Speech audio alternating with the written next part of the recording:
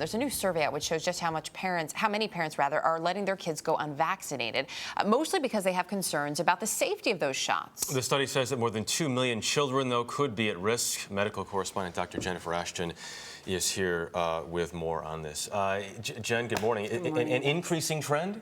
Yeah, I mean, we've heard a lot about this in the news. I see a lot of this in my practice with teenage patients. Any pediatrician is well versed in this controversy. It is a trend. We're seeing more and more of it. To look at the numbers, this study, which is a small study, about 750 parents published in the journal Pediatrics, found that about 10%, as 1 in 10 parents, choose to follow what's called an alternative vaccination schedule, which means they will space out the doses and the timing of these recommended pediatric vaccines or skip them altogether. We're talking here about children under the age of 6, and obviously this has significant individual health consequences as well as public health consequences. Well, and the thing that's interesting too, and I guess some of the findings actually mimic a much larger study that was published earlier this year, or late last year, I'm sorry, but more than half of these people are coming up with an alternative schedule either on their own or from a friend, not from a doctor, right. And they're doing it because they believe it's safer to space them out. That's right? Exactly. The majority of them, over about a quarter of them,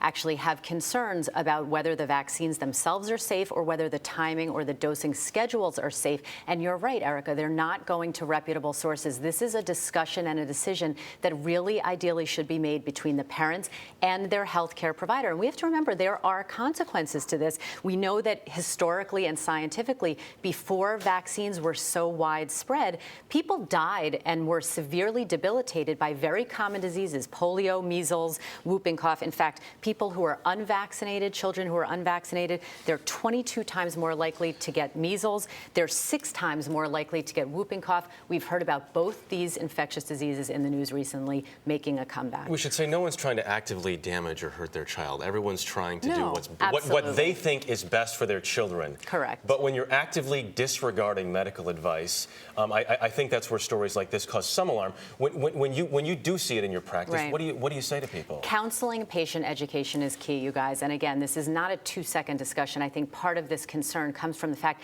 that parents don't feel like they have the time to have this discussion with their child's pediatrician. If you have questions, consider making a special appointment just to discuss these pros and cons, risks and benefits. Because nobody wants anything to happen to their child. Absolutely That's the not. most important thing. You bet. Jen, thanks.